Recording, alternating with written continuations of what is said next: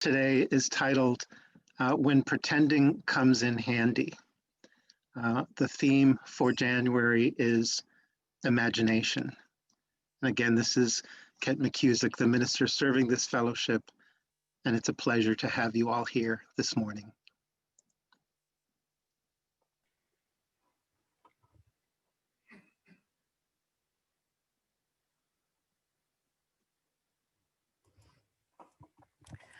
Welcome and good morning. My name is Sarah Carlson and I serve on the UU Fellowship of Ames Board of Directors. I want to thank you all for being here today and extend a special welcome to any visitors and guests. After the service, please consider staying online for a virtual coffee hour and join us in conversation. We also hope that you will sign the guest book on the UUFA website. Last March, the UUFA Board of Directors voted to close the fellowship building indefinitely. We continue to monitor the recommendations of the UUA and of community health experts regarding the conditions that guide the decision-making on when to reopen the building. A regathering task force is developing a plan to outline how we will return to the building when it is safe to come together in person again. We are committed to providing a safe environment for all who call our fellowship home. And while it's hard to be apart for so long, it's good to remember that even though the building is closed, the fellowship remains open. Please read the weekly email and check the UUFA website for a complete schedule of various ways that we can be connected throughout the week. So, on behalf of this caring, nurturing congregation, I welcome each and every one of you to this virtual and sacred space. Here we invite you into an experience of transformation, hope, renewal, and connections, which may inspire you to understand life in new ways. Thank you for being here. Thank you, Sarah.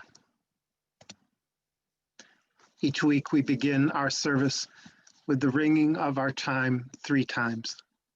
Once to wake the chime, once to open our minds, and once to open our hearts.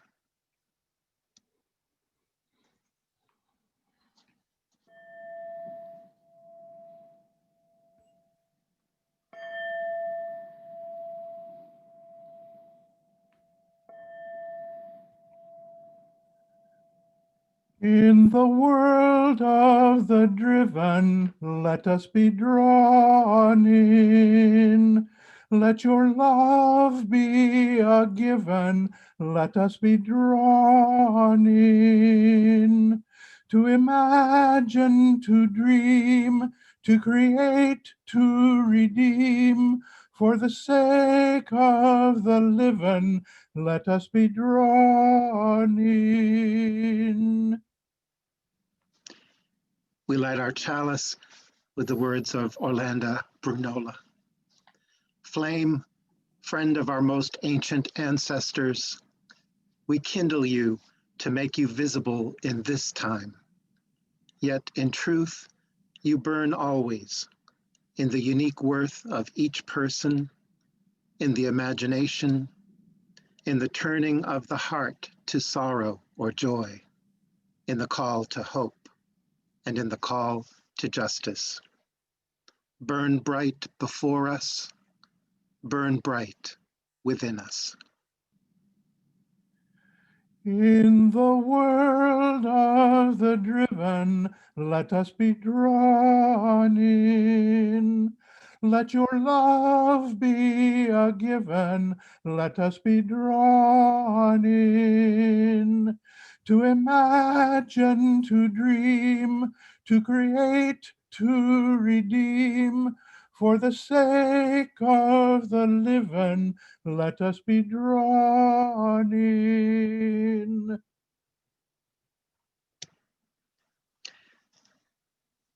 Our opening music this morning is an invitation into hope. Come Sing a Song with Me by Carolyn McDade, sung by Melissa Bartlett from the UU Church of Utica, New York.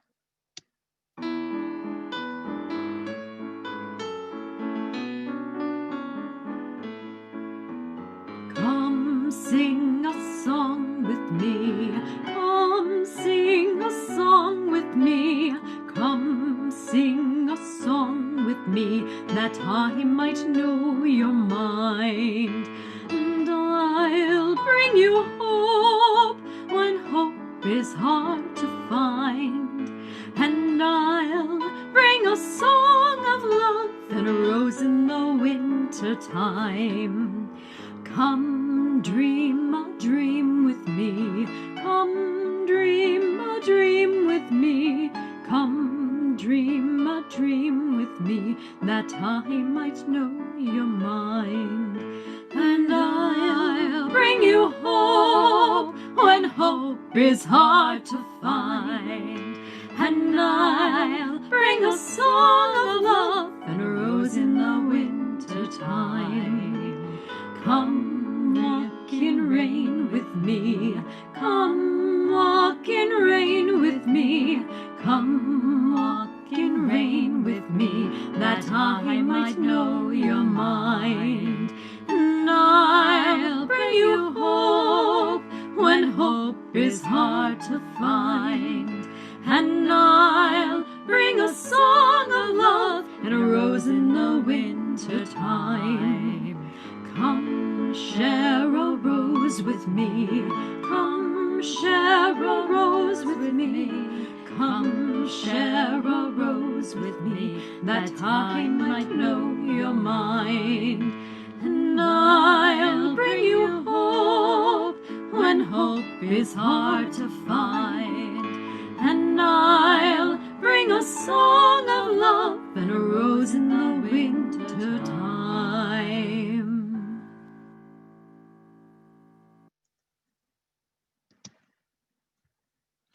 For the month of January, our offertory recipient is the COVID-19 Emergency Fund for Story County immigrants.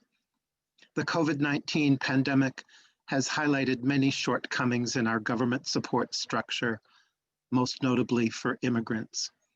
This fund is locally managed and dispersed, providing assistance like rent, utilities, gas, and other necessities for our neighbors in need.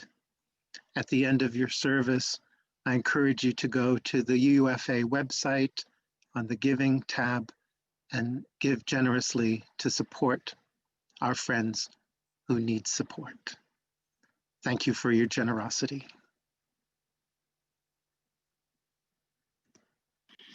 Our time for all ages this morning is called Walking with the Wind, which was written by John Lewis. This story has been adapted by Reverend Karen G. Johnson from a story in the prologue of John Lewis's memoir of the same name. This true story comes to us from John Lewis, a great leader in this nation who died just last summer. Many people were sad to lose him and thankful for all he has done to bring about justice to our nation. He had lived a long and full life, asking of himself and asking all of us to show up for justice, to do what we can, and just a little bit more to make sure there was more fairness in our country.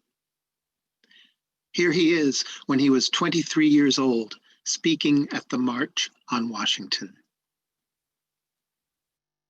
John Lewis grew up in a large family, and he would spend time with his aunts or uncles, with his siblings and cousins. There were many children in the neighborhood, and they would play together. This was long before the pandemic, so people could play together and hang out together. Mr. Lewis tells about a time when he was playing outside his Aunt Saniva's house with about 14 other children when a storm, a big storm, arrived. A kind of storm that made him very afraid. I'm going to tell the story from his perspective, so it's like he is talking. So when I say I, it really means Mr. John Lewis. Aunt Saniva was the only adult around, and as the sky blackened and the wind grew stronger, she herded us all inside. Her house was not the biggest place around, and it seemed even smaller with so many children squeezed inside. Small and surprisingly quiet. All the shouting and laughter that had been going on earlier outside had stopped. The wind was howling now, and the house was starting to shake. We were scared. Even Aunt Saniva was scared. And then it got worse. Now the house was beginning to sway. The wood plank flooring beneath us began to bend, and then a corner of the room started lifting up. I couldn't believe what I was seeing. None of us could. This storm was actually pulling the house toward the sky, with us inside it. That was when Aunt Saniva told us to clasp hands. Line up and hold hands, she said, and we did as we were told. Then she had us walk as a group toward the corner of the room that was rising. From the kitchen to the front of the house we walked, this wind screaming outside, sheets of rain beating on the tin roof. Then we walked back in the other direction as another end of the house began to lift. And so it went, back and forth, 15 children walking with the wind, holding that trembling house down with the weight of our small bodies. Can you imagine what it was like to be inside of that house, afraid that it might fall, all apart from the destructive force of the wind and the rain, from the whole storm? I'm so glad that John Lewis wasn't alone, that he was there with his friends and family. I'm so glad that they figured out a way to work together.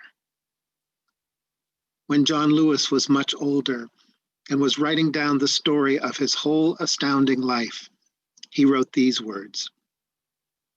More than half a century has passed since that day, and it has struck me more than once over those many years that our society is not unlike the children in that house. Rocked again and again by the winds of one storm or another, the walls around us seeming at times as if they might fly apart. It seemed that way in the 1960s, at the height of the civil rights movement, when America itself felt as if it might burst at the seams. So much tension, so many storms. But the people of conscience never left the house. They never ran away. They stayed. They came together and they did the best they could, clasping hands and moving toward the corner of the house that was the weakest. And then another corner would lift, and we would go there. And eventually, inevitably, the storm would settle and the house would stand still. But we knew another storm would come, and we would have to do it all over again. And we did. And we still do, all of us, you and I. Children holding hands, walking with the wind.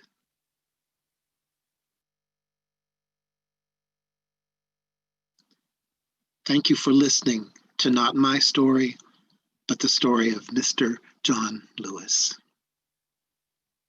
And that is our time for all ages.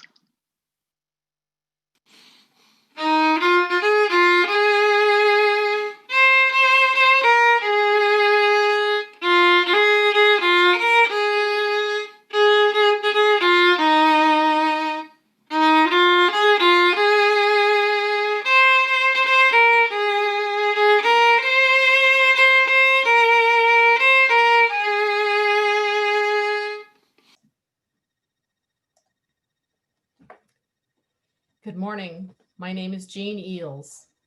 Our opening reading is All That You Need Lies Within You by Angela Herrera.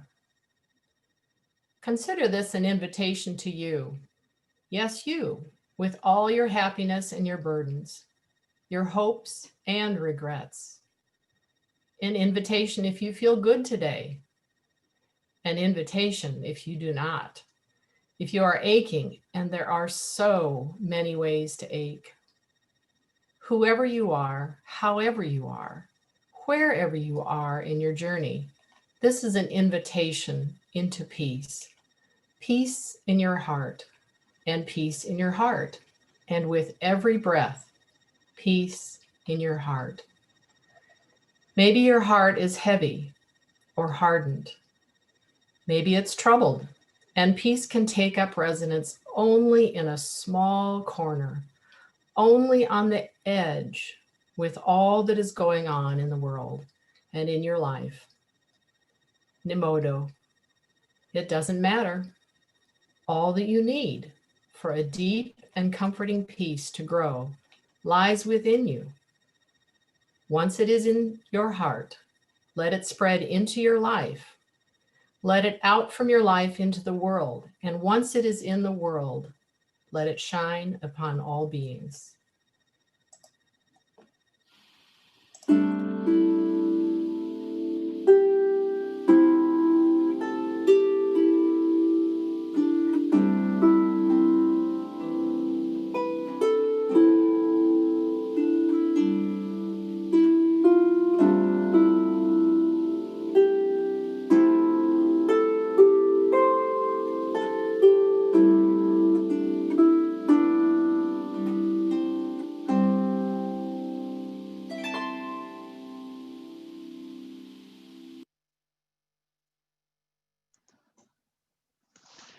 Each week, we take time in our service to share those things in our lives that are making a significant difference, whether these significant things are bringing us joy or challenge or gratitude. In virtual space, I stop sharing the screen and go back to gallery mode and invite you to unmute yourself, say your name, and share your milestone, letting us know when you are done. Because of this media, we sometimes, our voices will overlap, and we will just be patient with each other and share these special things to us, remembering that it is a time to listen and not a time for conversation. This is our time of sharing.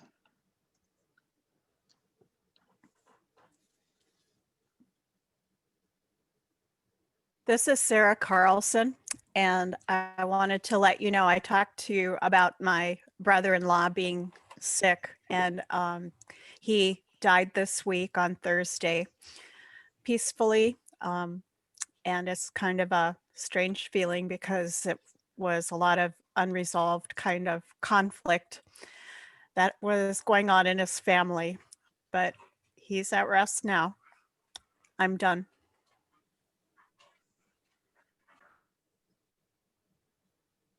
This is Mike and Andy Todd, and we had talked last week. One of our sorrows was that our brother-in-law was on a job in Michigan and was hospitalized in the ICU for 3 weeks and needed a liver transplant. Well, this week he ended up getting a liver infection. He's 46 years old. And a what?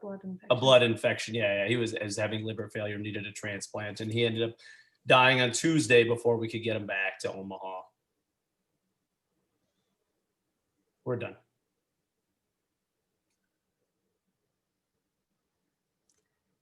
I have 2 milestones to share. They're both a little silly, especially after hearing both of those, but I finally had my name changed and I am legally a barbarian. And I start school on the 19th for the first time in about 5 years. I'm done.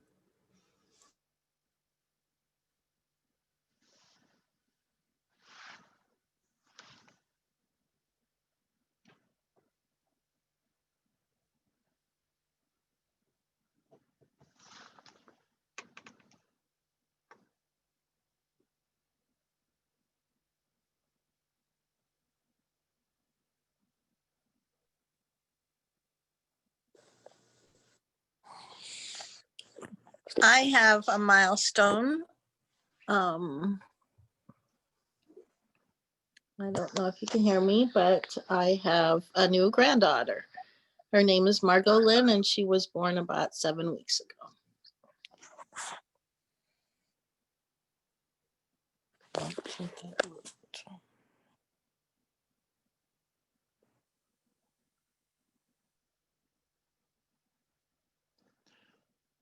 If there are no other milestones this morning, we'll continue.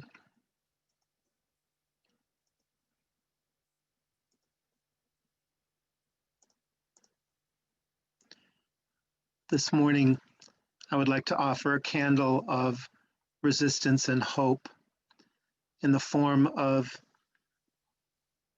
a prayer that has been widely shared amongst Unitarian Universalist ministers from Dan Schatz. We were all encouraged to adapt it for our own purposes, which I have done. God of many names and no name, Spirit of love, holy unknown. This week, we have wept in agony following the attack on the United States Capitol, on the principle of democracy, on the government of this nation. We mourn the deaths of all who were killed in the senseless violence of the day. We hold their families in compassion, as well as those who were injured or infected in the name of falsehood. May those who encouraged and committed these acts be brought to justice, and may they also come to understanding. May their hearts be opened. It is time to reject demagoguery, to reject lies and opportunism, and it is long past time to reject white supremacy. It is time to embrace compassion, to embrace truth, to embrace the transformative power of love. As we face the division plaguing our nation, may we hold our truths, our beliefs, with the integrity of an open mind and the wisdom of compassion and the healing power of love. May it be so.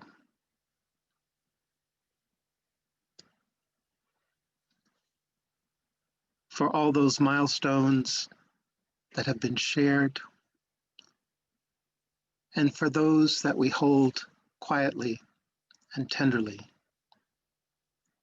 we come together in support of one another in this community, knowing that no one ever needs to make this journey alone. You are loved, each and every one of you. And with that, let's be together in a moment of silence, holding each other in love and compassion.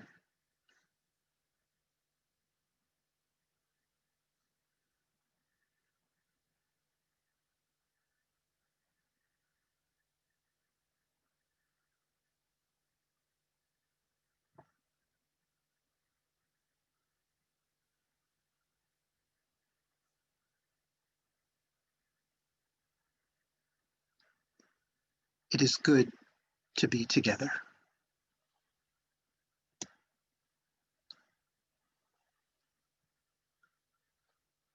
John Lewis would encourage us to move and speak with one voice.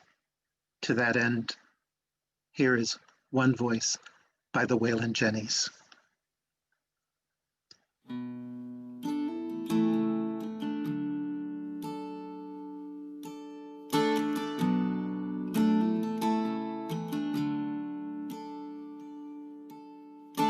This is a sound of one voice, one spirit, one voice, the sound of what makes a choice.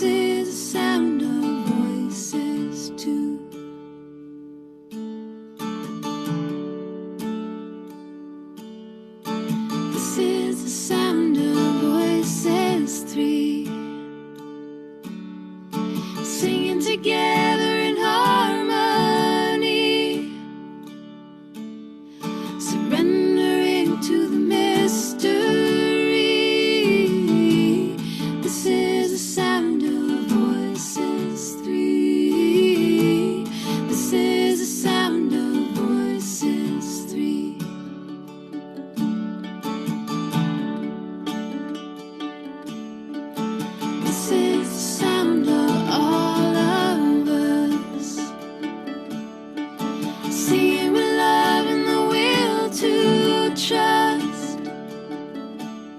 Leave the rest behind, it'll turn to dust.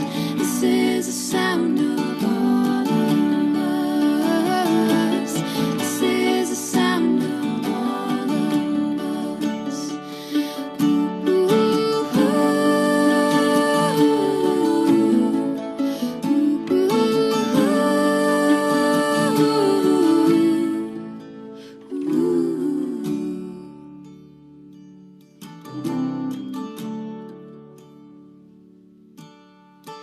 This is the sound of one voice. When people one voice, a song for every one of us. This is the sound of one voice. This is the sound of one voice.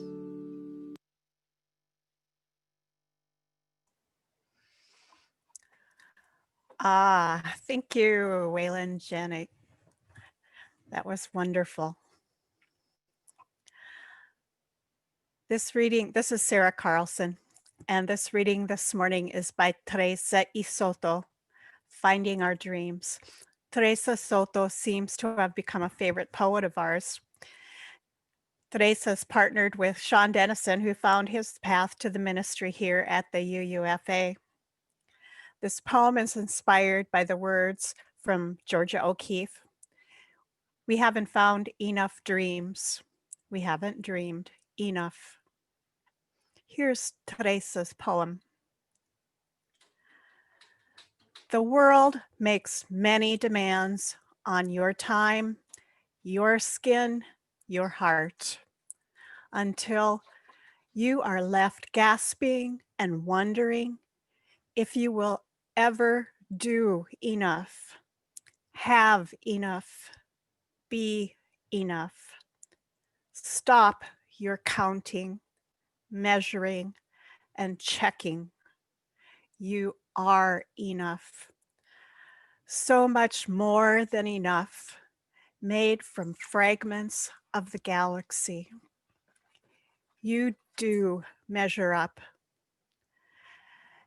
And to recover from the doubt pressed upon you, the antidote for doubt is dreaming. All the dreams that call to you, lime green and frosting pink dreams that run blue to gray, sky indistinguishable from lulling sea. The dreams that seem impossible, listen, that's their nature. If they had already happened, then they would be realities, solid and smooth, like the round bone home of an unbroken egg. Be brave enough to name your dream, nurture it, and allow the rhythm of your breath to bring your dreams to life.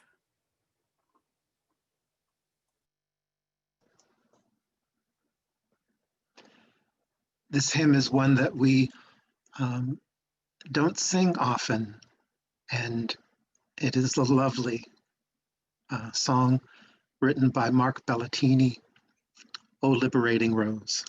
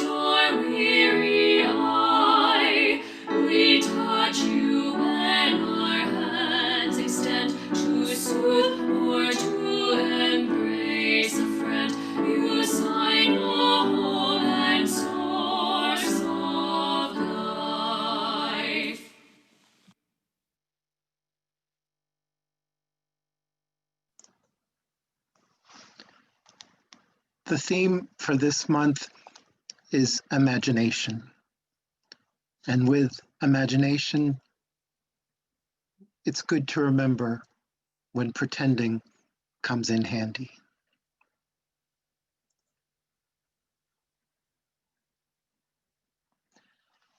Imagine with me, if you will, for a moment.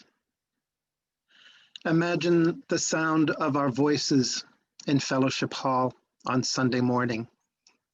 Imagine the murmur of overlapping voices and conversation, laughing together, and the sounds of quiet as the strains of a favorite hymn lead us into singing together. Come, sing a song with me that I might know your mind. Imagine the person sitting beside you, listening deeply as you share the hopes that you carry today. Come, dream a dream with me that I might know your mind. Imagine the person sitting beside you now, that they are with you, and say to them, repeating after me, I'll bring you hope when hope is hard to find. I'll bring you hope when hope is hard to find. And I'll bring a song of love and a rose in the wintertime. And I'll bring a song of love and a rose in the wintertime. With this time of imagining, we have come together in virtual space to take a momentary pause from the realities of our lives. This moment is the opportunity to explore the possibility that all we need for a deep and comforting peace to grow lies within us. The imagination offers a journey of peace and hope. It has been an extremely disturbing week in the midst of an almost year-long pandemic. The prophetic observations of John Lewis hold true.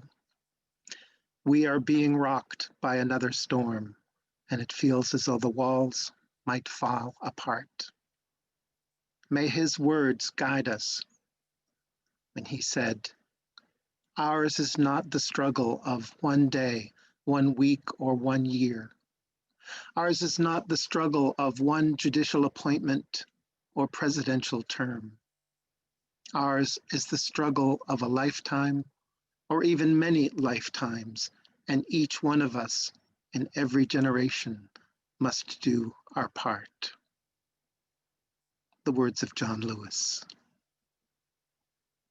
As a people of conscience, we will come together and do the best we can, clasping hands and walking with the wind together.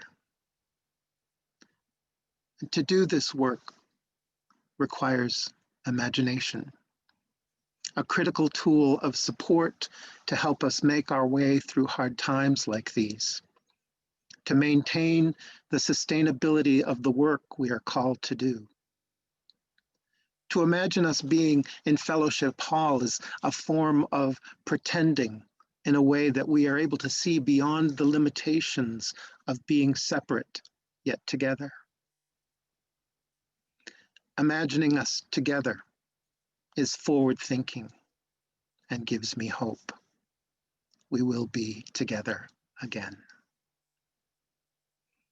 We can engage pretending as a creative and healthy form of self-expression, whether it's pretending that we're someplace else or thinking of a different narrative for our lives, having the mental flexibility to fantasize beyond this present moment, or simply to put our minds on pause and have a moment of quiet.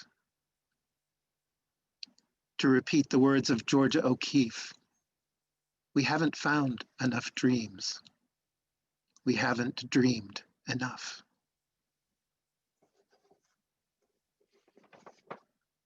Dreaming is the stuff of pretending and imagination. It is the opportunity to break away momentarily from the daily little stressors that feel so much more daunting because we've been dealing and living with huge stressors for months.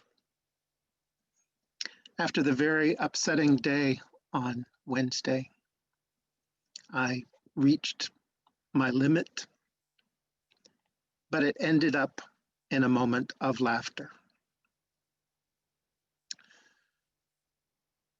I found myself in a rage Wednesday night. Now,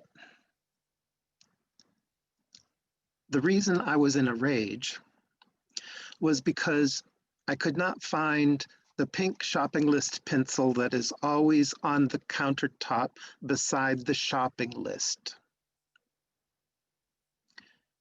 Now, I don't see myself as a raging kind of guy. So when I realized that this is crazy, I stopped and I took a deep breath, interrupting my sense of frustration and anger. A deep breath and let it out slowly, dropping my head to my chest. And I saw the pencil on the floor. How could I help but laugh? After laughing, I thought a while about what I needed to do to break the unsustainable level of stress that we are experiencing from isolation and separation, from witnessing a violent attempt to overthrow the government. It's a lot to deal with. I heard my inner voice say, I need a break without going away. I need to refocus. Using imagination as a creative time of pretending has helped me imagine the vacation I would love to take when we were able to travel safely again. I searched online for places I'd like to go.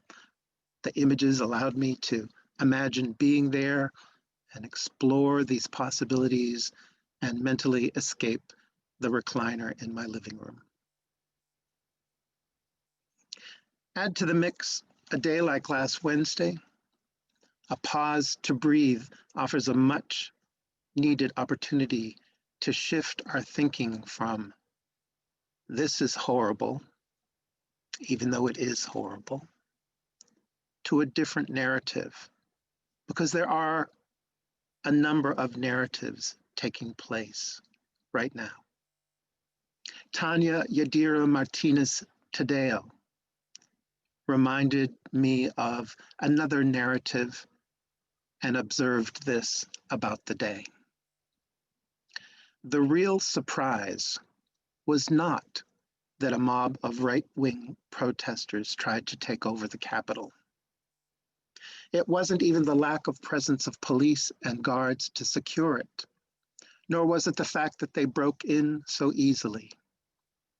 It wasn't the guns, nor the flags, nor the narrative.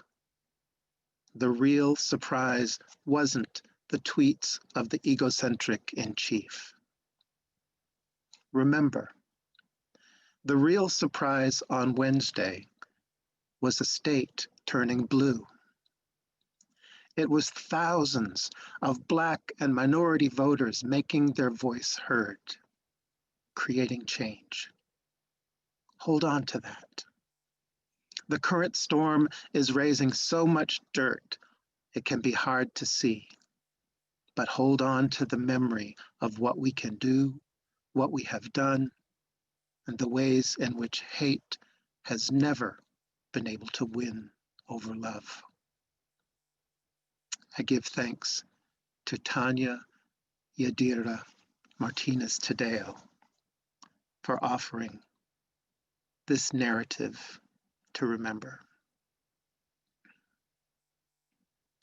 The imagination offers a momentary redirection of our attention away from trauma or stress. Bessel van der Kolk, a psychiatrist specializing in post-traumatic stress, wrote, "Imagination is absolutely critical to the quality of our lives. Our imagination enables us to leave our routine everyday existence by fantasizing about travel, food, sex, falling in love, or having the last word, all things that make life interesting. And most importantly, perhaps, imagination gives us the opportunity to envision new possibilities. It is an essential launch pad for making our hopes come true." The imagination is a rose ready to bloom, the central image of this service today. I love the poetic gifts and visions that Mark Bellatini has given us in his song, O Liberating Rose. Through his music, we can see the imagination as a rosebud tight with prophecy, blooming on a stem of thorns, opening our hearts to the gifts of life. We imagine a liberating fire that calls for our cleansing rage when we are faced with distortion and lies. And we are invited to recall the liberating essence of songs and harmonies that echo seeds we have sown, seeds that offer hope as they grow and bloom. And finally, love, always love, the source of life. Be brave enough to imagine and name your dream. Nurture it and allow the rhythm of your breath to bring your dreams to life. May it be so. Amen. And blessed be.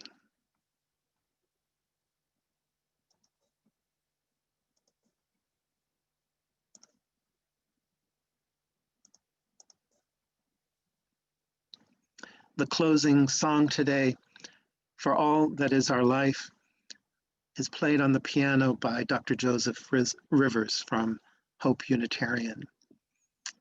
I'll provide the lyrics on the screen for you to sing along, and this song is a reminder that even in the darkest of times, we have a reason to be thankful. The third verse in particular, as we sing that. For sorrow we must bear, for failures, pain, and loss. For each new thing we learn, for fearful hours that pass, we come with praise and thanks for all that is our life.